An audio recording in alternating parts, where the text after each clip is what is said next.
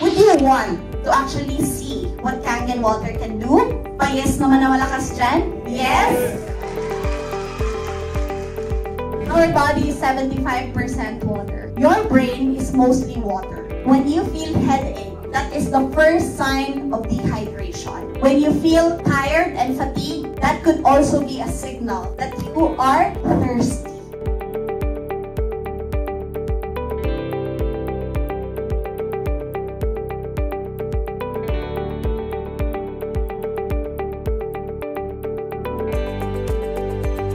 Before I go there, these are our Kangen water machines. If you guys can see that, iba-iba yung model natin. Meron din tayong banner dito to actually define their differences. All of our Kangen water machines can produce 5 different types of water. The first one is our Kangen water for drinking. We also have beauty water. Sino dito sa inyo gusto gumanda yung skin? Later, I'll show you something very interesting. Clean water. Who among you here have infants, bottle feeding babies at home?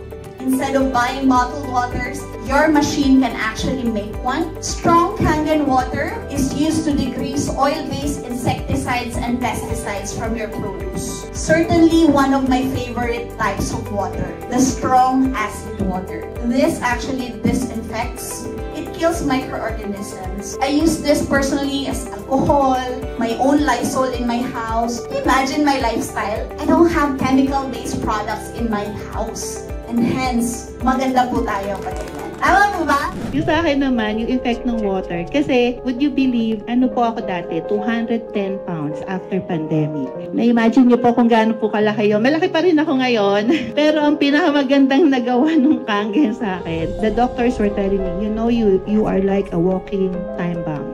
During that time, ang taas lahat. Alam niyo na po yun, blood sugar, cholesterol, blood pressure, lahat mataas. Bingo talaga. Okay, so sabi ko, so anong gagawin? Anong masasuggest niyo sa akin? Sabi ni Doc Pinky, water ka na lang. After a month, I lost 30 pounds. Kids right now are spending way too much, right? And this is a 6-minute. And how does it affect that? So, if that's what's happening, it's very, very scary. Lalo na sa may mga anak, may mga apo. We don't want that. Kasi tayo, nung bata tayo, again, nagja-jackstone lang tayo. Sila hindi. They do gadgets. The power density is 0 to 200. Yan yung acceptable limit. If it is already 1,500 above, it's already red zone. 1,600, 1,500. Ang pinakamataas natin, 2,500, diba? This one is 2,400. Ano sila? Red or green? Red.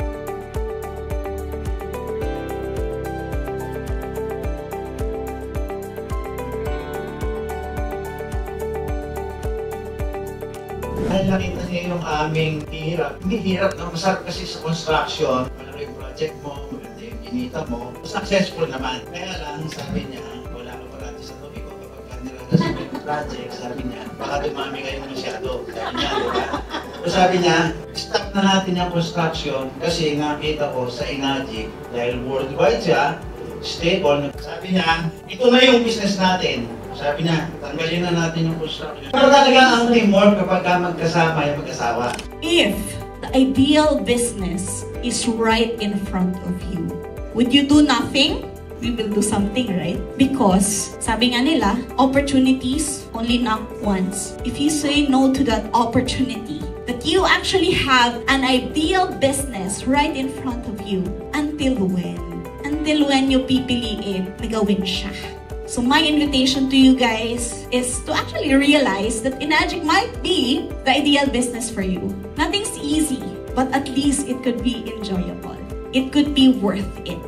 What could be the best scenario here? You sleep while you earn.